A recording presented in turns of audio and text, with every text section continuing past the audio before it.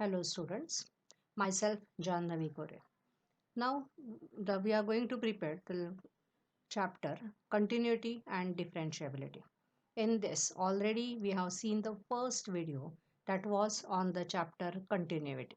Now in this video we are going to study about the differentiability and the derivative of the different types of the function. Now first, what is mean by differentiability? If f of x is any real function in given domain and a is any point in its domain, so the point a must be in the domain of the f of x, and it should be such that same way as we are calculating the left hand limit and right hand limit, here also we are calculating the limit extends to a minus of f of x minus f of a upon x minus a is equal to limit extends to a plus of f of x minus f of a upon x minus a. If these both values are equal, then it is stated that f is differentiable at x is equal to a. For continuity, limit of only we are taking the function. Here we are taking the function minus f of a at what point we are checking. So if I'm checking at the point 0, then I has to go for f of 0 here. If I'm going to check at 1, then I has to take a as 1. So this is called as a differentiability of the function. Now to understand this, we will take one more example, or we'll take an example from our NCERT test book only, that is exercise 5.2, question number 9. In this question, they have given that prove that the function f, which is given by modulus of x minus 1 for all real number, and we have to prove that it is not differentiable at x is equal to 1. Here also in the continuity also we are check. We are normally checking where the function is break. Here why we are checking at x is equal to 1 only, because at x is equal to 1 the function will be break in two parts, because we know that the that is whenever the function is a modulus x, it is written as a x for x greater than 0, and when it is a x is less than 0, it is written as minus x. So though it looks like as a single function, but because of modulus it is not a single function.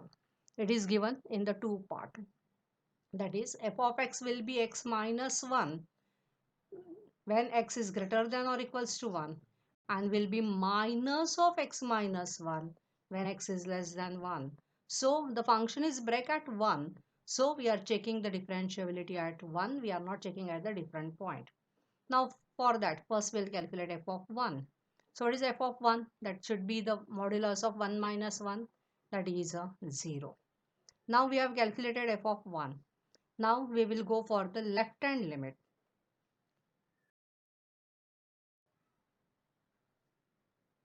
That is limit x tends to 1 minus of f of x minus f of 1 upon x minus 1. This sign minus indicate we are going for the left hand limit. Now for the left hand limit, it means it is a less than 1, and the modulus of less than 1 is a minus. So here we get minus x minus 1 minus f of 1 was 0 upon x minus 1. So naturally this x minus 1 and x minus 1 can be cancelled, and we get it as equal to minus 1. So we get left hand limit is minus 1. Now we will calculate the right hand limit. Right hand limit, it means x tends to 1 plus. 1 plus, it indicates that we have to take a function which is given for greater than 1. So the function was x minus 1 for the greater than 1. So limit x tends to 1 plus of f of x minus f of 1 upon x minus 1 is equal to limit x tends to 1 plus of x minus 1 minus 0 upon x minus 1, that is equal to 1. We get the left hand limit as minus 1. Right hand limit is 1. Naturally, minus 1 and 1 are not equal. So, since these values are not equal, what we can conclude that f is not differentiable at the given value. That is, it is not differentiable at x is equal to 1. Now we have to go for the next part, that is a derivative of the function. Now we have studied the continuity and differentiability. Now for any function f of x, if limit h tends to 0 of f of x plus h minus f of x upon h exists. Here we are taking the h tending to 0. It means your point must be close to the x. Naturally, when you simplify this limit, you will get an answer which will be again a function. And so it is saying then it is the another function, naturally will not be f of x, and let that function be g of x. Then this function g of x is called as the derivative of the function f of x.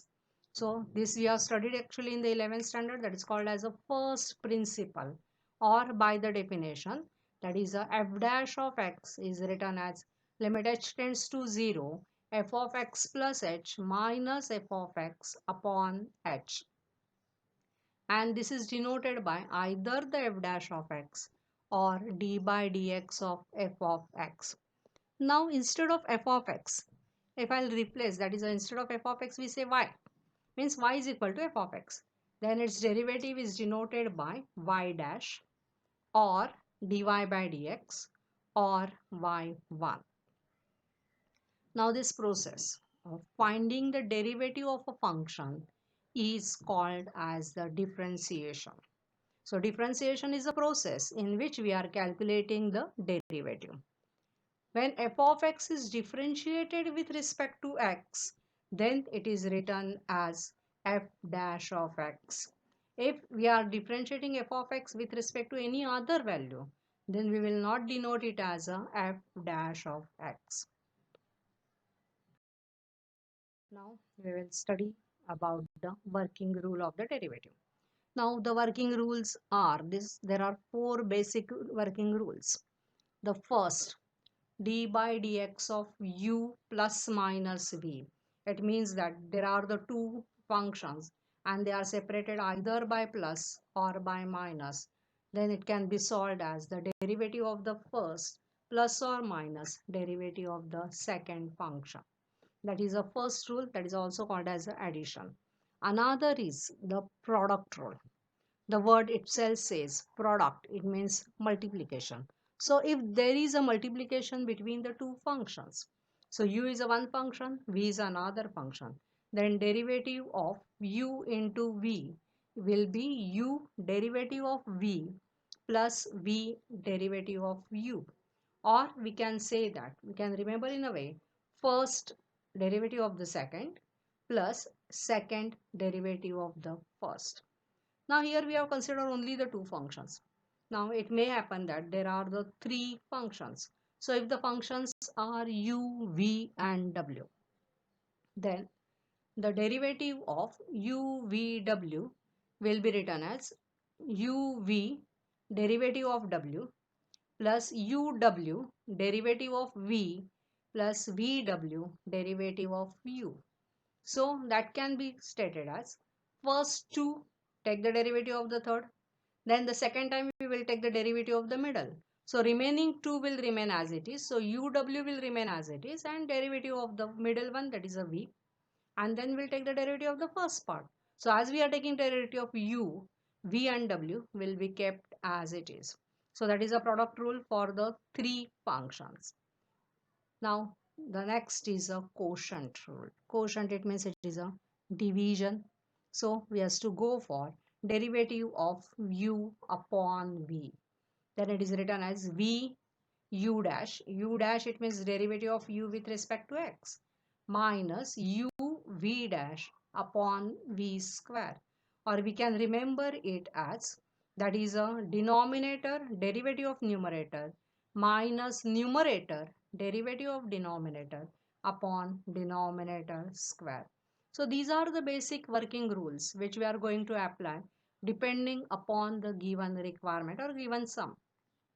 If there is a multiplication of 2, we'll use the product rule. If there is a multiplication of the 3 functions, then we can use a product rule for 3. And if it is in the division, we can use the quotient rule. So depending upon the sum, it is given as we have to apply the formula. Now we have to go for derivative of the composite function. Now you know what is mean by the composite function. That is a one function, that is f of x, is a function of two. That is either g over f or f over g. But here as it is f, naturally it will not be g f over g, it will be g over h. That is a composite function is 2. Now we'll take an example. That is f of x is 2x plus 1 raised to 3.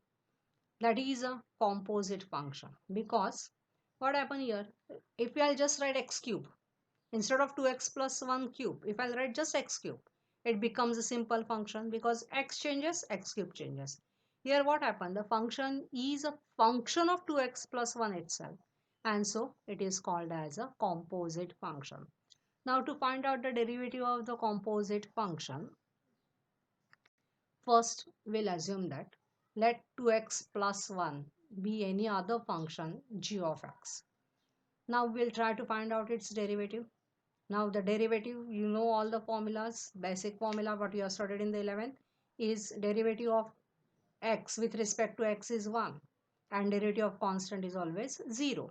So here we get the derivative of 2x plus 1 will be equals to 2. Now we will say that h of x is x cube. Now we'll try to find out its derivative. We know the formula, derivative of x raised to n is n x raised to n minus 1. And so the derivative of h of x, that is h dash of x, will be equal to 3x square. Now what is f of x? It is a h over g. So now we will differentiate this with respect to x. Then we'll get f dash of x, and that will be h dash of g of x into g dash of x. So otherwise we can say instead of g of x, h of x, it's very easy to remember by the bracket. Bracket raised to n is derivative of this function, bracket raised to n, into derivative of the bracket. So that will be the derivative of the g of x. So here f dash of x will be, what is the h dash of x was 3x square. So what will be h dash of g of x? That will be 3 g dash of x the whole square into derivative of the x g function, that is a 2. So we get that is equal to 6 into, because these 3 2's are 6 and we have replaced the value of g of x. What was the g of x? That was a 2x plus 1. So we get f dash of x is equal to 6 into bracket 2x plus 1 the whole square. So here we have solved by the composite function. But here that is a, we can say that it is a bracket raised to n, then it is a n bracket raised to n minus 1 and 2 derivative of bracket. Then it becomes easy to remember or to by heart, because g of x, h of x always creates a more problem. Now the same sum or the same type of the sum, whether the functions are composite, can be solved by the chain rule. So we will try to understand what is mean by the chain rule. Now, if f is a real valued function, which is a composite of the two functions u and v. Here it is a composite of u and v. It is not the product of u and v. So we are writing it as f is equals to v over u. It is not v into u. If it is o is not there, then it will become v into u. Then it will be the simple working rule. Here as it is a o stands for of, v or sorry, v o stands for over, v over u, and it means that it is a composite function. Now for that we'll assume u of x. U is a function of x, so u of x is a t, and then dt by dx and dv by dt, because v changing with respect to t. So dv by dt also there should be exist. Then we can write df by dx is equal to dv by dt into dt by dx. This is called as a chain rule. So one function v over u. So we'll assume this function as a t. So naturally v becomes a some function of t, and that will be changed, and so we can find out its derivative. That is called as a chain rule. But chain rule, we'll solve one example of a chain rule. But instead of chain rule, we can solve that example directly by composite, and it becomes very easy to solve. Now we'll take one example for chain. Now let we are taken y is sec of tan of root x. So the function is a composite, not only one function. Sec is one function, tan is another, and root x is three. So it is a not only u or g over h, it will be g over h over t or somewhere else. So there are three many, and so we will go for chain rule. Now if you go for the chain rule, we have to start not with the directly sec, we have to start from root x. So first there is a one function root x, we'll assume that as a one variable. Then tan of that will be the another function, and the third is sec will be the another function. So we'll assume the root x is u. Now differentiate this with u with respect to x. So du by dx will be equal to 1 upon 2 root x. Now root x will be replaced by u. So what we get, tan u. So we'll assume the another function v as tan u. Now as v is tan u, we'll differentiate this with respect to u, and then we will get it as dv by du. That will be sec square u, because derivative of tan is always sec square. As it is a u, here it will be u, and derivative of u with respect to u will be the 1. Now we get our y was sec of v, because tan u becomes a v. So this complete part will becomes a v. So that will become the sec of v. So your y now depends upon the v. So we will differentiate this with respect to v now. And therefore we get dy by dv is equal to sec v into tan v, because the formula is derivative of sec is sec tan. So derivative we get it as dy by dv is sec v tan v. We have differentiated many times, and what we get, first we got du by dx, dv by dx, dy by dx. But the question was to find dy by dx. We have not calculated that, and for that now we'll use and we will write dy by dx will be dy by dv into dv by du into du by dx, because y depends upon v was depending upon u, while u was depending upon the x. Now this is what we get in the dy by dv was sec v tan v, dv by du was sec square u, and du by dx is 1 upon 2 root x. Replacing all these values in dy by dx, we get sec v tan v sec square u into 1 upon 2 root x. So we have just replaced now v. What is a v? Was tan root x. Again here it was v, so that is a tan root x, and u was root x. So we have replaced all the values. Normally when we write, always we write the number first. We never write as a x2, we write 2x. So for that only we are rearranging this term, and we will get it as 1 upon 2 root x sec of tan of root x tan of root tan of tan root x and sec square root x. Now this we have solved by the chain rule. It becomes a very lengthy. Now the same sum, if we'll start directly with the composite function. The function first was a sec. So sec of bracket.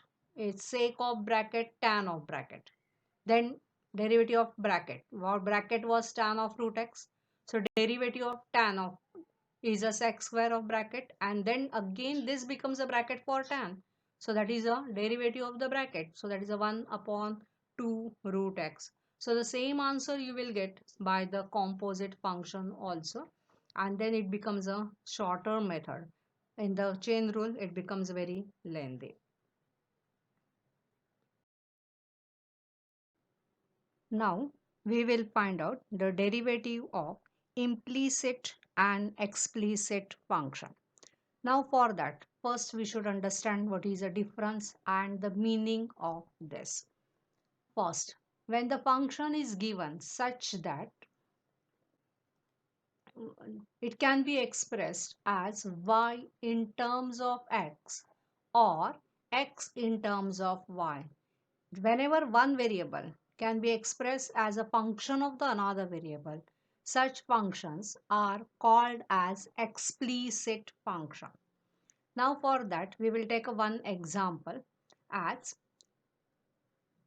x square plus cos y plus sin x is equal to 20 minus y. Here we are having the two variable, one is x, another is y. We have not collected all the terms on the one side, but we can collect all the terms of y on one side and x on the other side.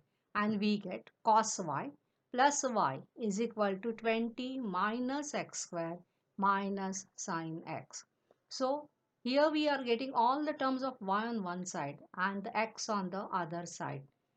It implies is we can define one y as a function of x. It is an example of explicit function.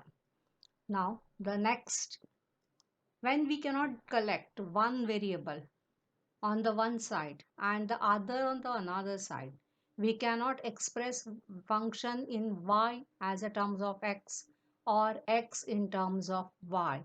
It is called as implicit function. For that, we'll take an example, that is x square plus xy plus y square is equal to 5. Here we can, because of this xy, it is cannot collect a term of x on one side and y on the other side. For example, if we'll keep x square, this xy along with x square, that is x square plus xy, and we'll shift this y square on the other side, we get 5 minus y square. But till this y is there along with the x, and so we have not separated x in terms of y. Similarly, if you replace the x on the other side, it will be the function of the y. And so such function is an implicit function. Now to find out its derivative, we will go for to find how to find out its derivative. Now for that, we will take the same function, that is what is we have taken as an example, and we will directly apply the working rule. Example was x square plus xy plus y square equal to 5. Now to find out the derivative, we will directly apply the working rule. Here it is a plus sign between the two terms, while here xy is a product. So we have to use all the working rules here. We'll differentiate this with respect to x. Then we get the derivative of x square as 2x, that we know.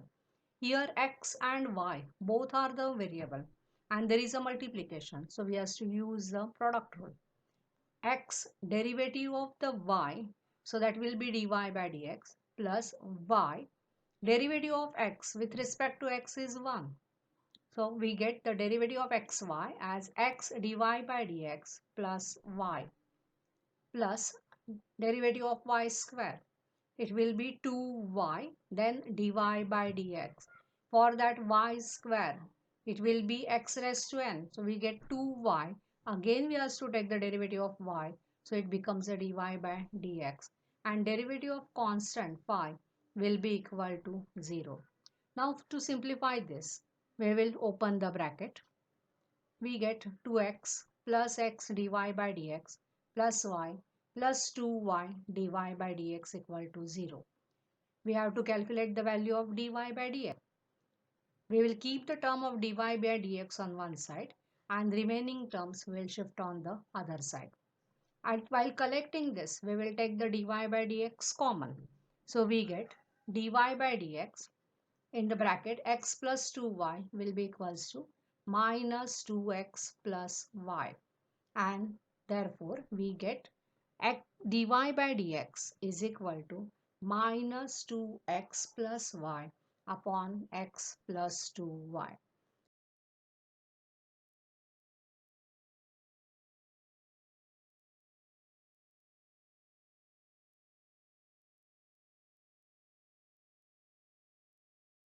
derivative of the inverse trigonometric function.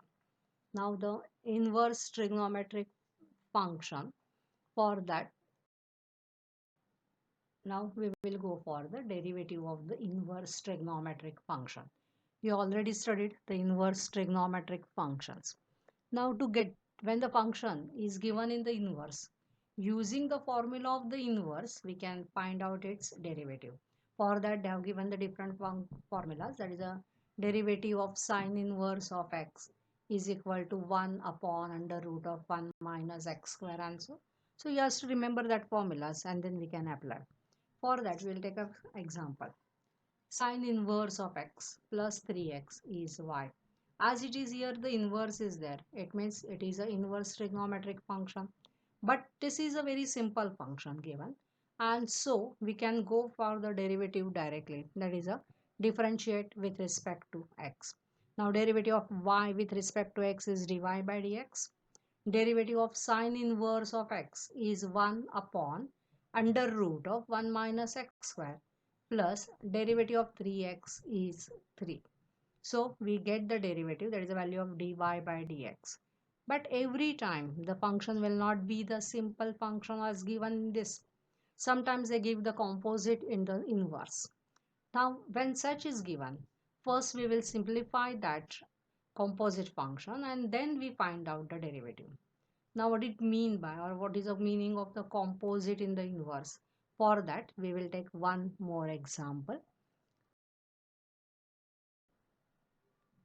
Let y is sine inverse of 2x upon 1 plus x square. Here it is a sine inverse, so it is a trigonometric. But as it is 2x upon 1 plus x square, this bracket is itself is a one function. So it becomes a composite of the inverse because it is in the inverse, includes the inverse. Now first we can use the same formula of the inverse. But if you will try to apply, this acts as your x. So make the square of this and then we have to take as a derivative of bracket. So again it is a u upon v, then it will become more complicated. And for that, first we'll try to simplify this term only. Now for this, we have in the inverse trigonometry, we have studied, we have to assume certain trigonometric assumption. Here the sign is plus. So when the sign is plus, always we take it as a tan theta. And here value of a is 1. So here we'll take the assumption as x is equal to tan theta. That implies as theta is tan inverse of x. So we'll replace x as tan theta here and we will simplify the y first rather than taking directly the derivative. So y is equal to sine inverse of 2 tan theta upon 1 plus tan square theta. Now in the 11th standard trigonometry we have studied that 2 tan theta upon 1 plus tan square theta is sine 2 theta. So we get y is equal to sine inverse of sine 2 theta. So as it is an inverse, they will get cancelled and we get y is equal to 2 theta. Now 2 theta, replace theta. What is the theta? Tan inverse x. So y is equal to 2 tan inverse x. Now this function has simplified in the form because now tan inverse of x. So it becomes in simple form. And now we will take the derivative. So differentiating with respect to x, we get dy by dx is equal to 2 upon 1 plus x square. So we can find out if the function is a inverse but composite. Then first we will simplify that by taking certain help of the trigonometry and then we will find out its derivative. Now the next part is derivative of the parametric. Now what is mean by the parametric function? When x and y are related to each other, not directly, but they are the certain function of other variable. That is, x is a certain function of t and y is also the certain function of t. So I can say x is f of t and y is a g of t.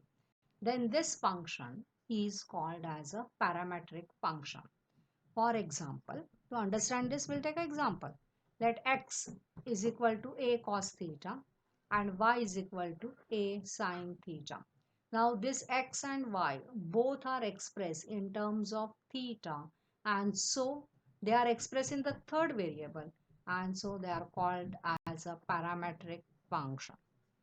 Now to find the derivative of this y with respect to x, first as x is a function of theta and y is also the function of theta, we'll differentiate this x and y with respect to theta first, and then we'll write dy by dx is equal to dy by d theta upon dx by d theta.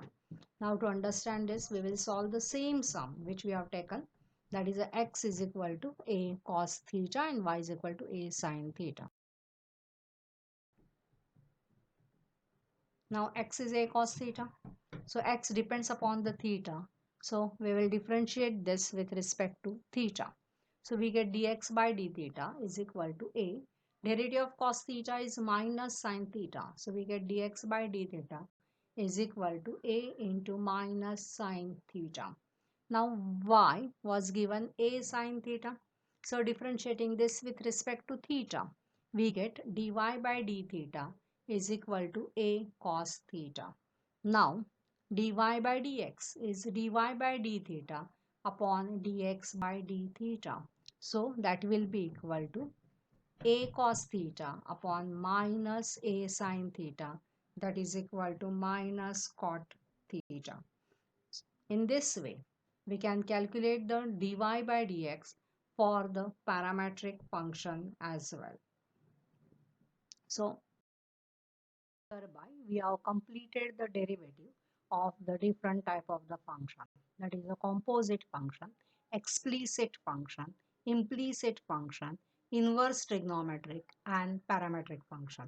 So you can solve the exercise 5.2, 5.3, 5.4 and 5.6. If you will not get a solution, you can go through this link given.